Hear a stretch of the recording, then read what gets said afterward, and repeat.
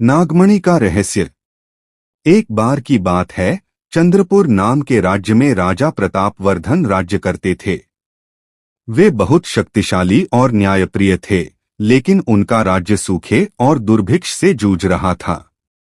वर्षों से बारिश नहीं हुई थी। एक रात राजा को सपने में एक बूढ़ा साधु दिखाई दिया। साधु ने कहा, राजन, तुम्हारे राज्य के पास गहन जंगल में एक प्राचीन नागराज रहता है। उसके माथे पर नागमणि है। वो मणि जिसके पास होती है, उसके राज्य में हमेशा वर्षा होती है, धन धान्य की कभी कमी नहीं होती। लेकिन सावधान, नागराज अपनी मणि किसी को आसानी से नहीं देता। सपना टूटा तो राजा ने फैसला किया कि वो खुद नागमणि लाएंगे।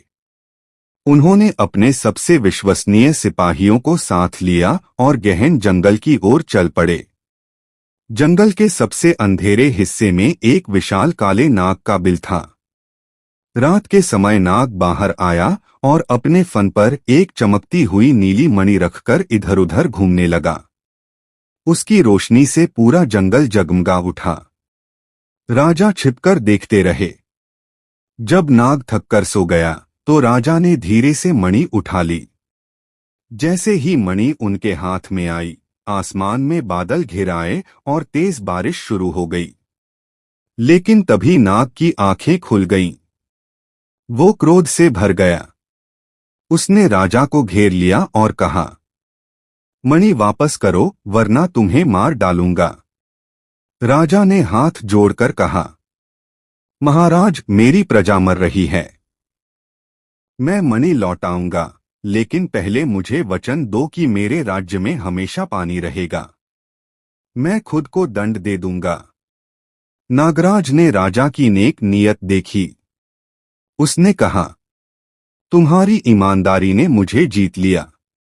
मणि तुम्हारे पास रह सकती है, लेकिन याद रखना, ये मणि सिर्फ निस्वार्थ इंसान के पास ही चमकती है। अगर कभी लालच आया तो ये खुद गायब हो जाएगी। राजा ने मणि स्वीकार की और राज्य लौट आए। जैसे ही वे महल पहुंचे, राज्य में लगातार 3 दिन बारिश हुई।